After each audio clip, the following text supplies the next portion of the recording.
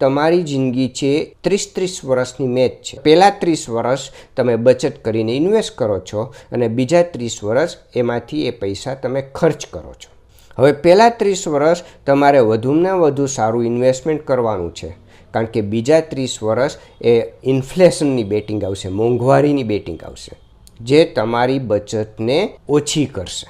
એટલે એવું શક્ય બને કે તમે જો યોગ્ય ઇન્વેસ્ટમેન્ટ ન કર્યું હોય તો 60 વર્ષ પછી જે તમારી બચત, જે ઇન્વેસ્ટમેન્ટ છે એમાંથી ખર્ચ કરો તો 75ની તમે ઉંમરે પહોંચો ત્યાં સુધીમાં તમારું ફંડ ખાલી થઈ જાય.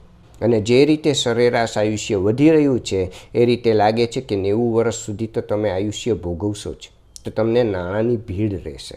છેલ્લા 10-20 વર્ષથી જે લોકો ફિક્સ ડિપોઝિટમાં ઇન્વેસ્ટ કરે છે અને આજે રિટાયર થયા છે એ લોકો નાણાં ભીડ ભોગવી રહ્યા છે. એ ઘર ખર્ચ ઘટાડી રહ્યા છે, છતાં પણ એક પછી એક ફિક્સ ડિપોઝિટ એની વપરાઈ રહી છે, એનું ઇન્વેસ્ટમેન્ટ ઓછું થઈ રહ્યું છે.